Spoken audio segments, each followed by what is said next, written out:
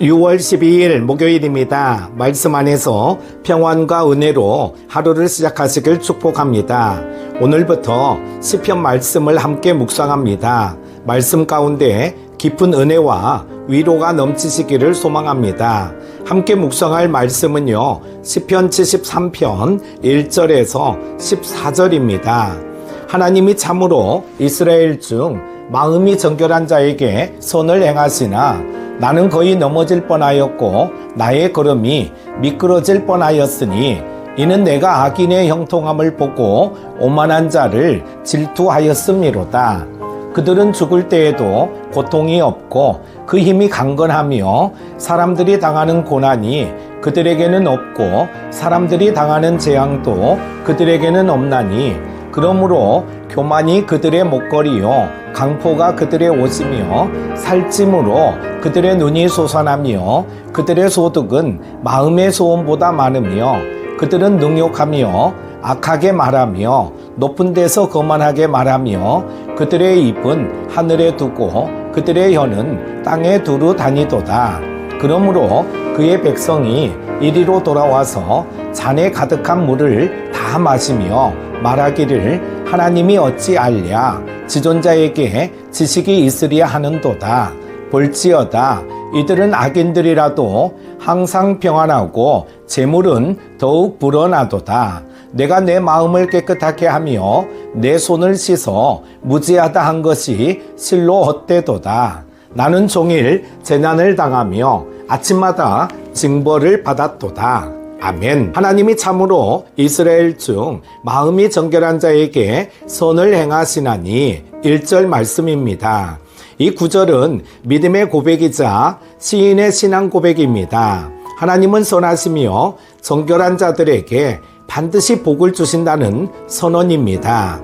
하지만 이 고백은 삶의 시작에서 나오는 확신이 아니라 많은 흔들림과 갈등을 통과한 후에 이르게 된 결론입니다. 곧이어 아삽은 이렇게 말합니다. 나는 거의 넘어질 뻔하였고 나의 걸음이 미끄러질 뻔하였으니 믿음이 완벽하게 지켜지지 않았습니다. 신앙의 여정 가운데 흔들렸고 상을 바라보다가 거의 넘어질 뻔했습니다. 믿음은 정답을 아는 것이 아니라 때때로 흔들려도 다시 하나님께로 돌아오는 여정이라는 것을 아삽은 고백합니다. 첫 번째로 악인의 형통 앞에서 마음이 흔들릴 때입니다.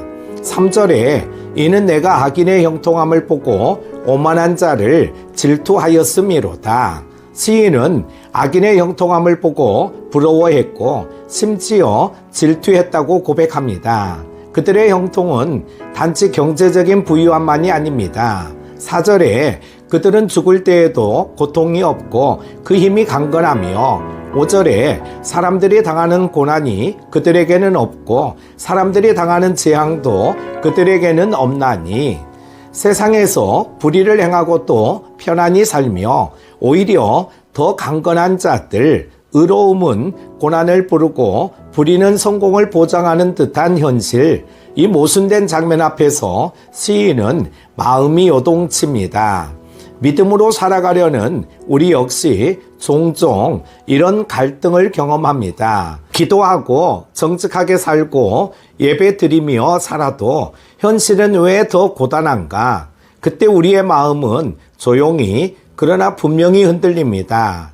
두 번째로 세상의 화려함은 교만과 강포로 치장됩니다. 6절에 그러므로 교만이 그들의 목걸이요 강포가 그들의 옷이며 악인의 삶은 겉으로는 찬란하고 당당해 보입니다. 그들은 교만을 자랑처럼 걸고 다닙니다. 강포, 즉 불의와 폭력은 그들의 옷입니다. 즉 삶 전체가 불의로 포장되어 있습니다. 7절에 살찜으로 그들의 눈이 솟아나며 그들의 소득은 마음의 소원보다 많으며 그들의 외형은 건강하고 소득은 욕심보다 많으며 그들은 세상을 누리고 살아갑니다.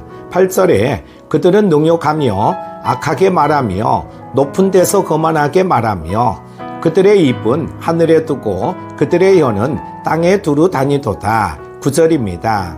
하늘과 땅, 곧 온 세상을 자신들의 말로 뒤덮고 심지어 하나님의 영역까지 침범합니다.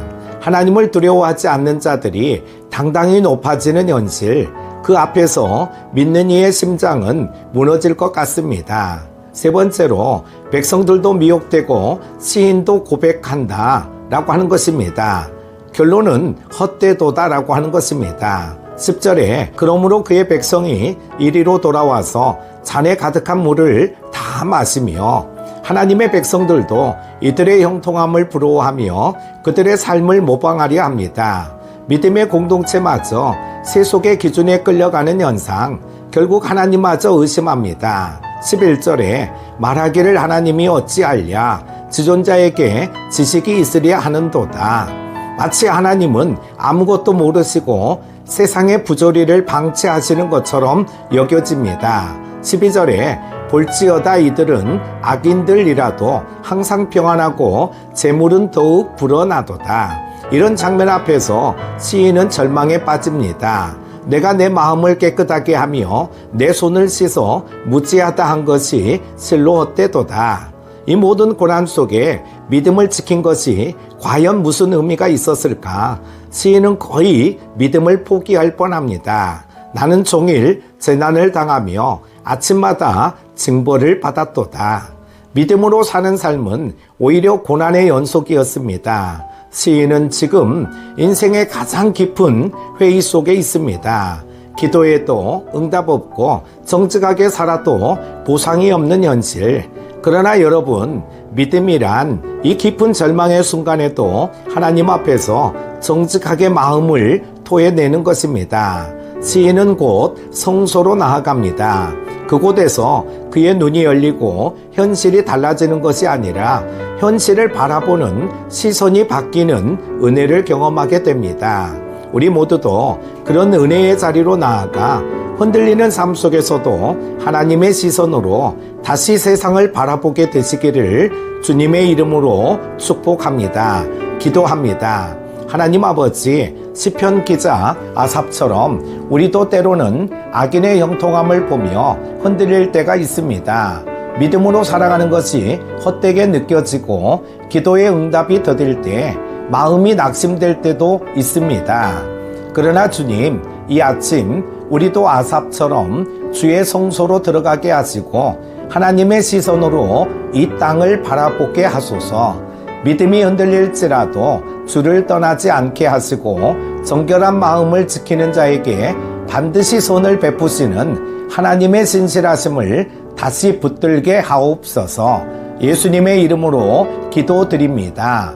아멘.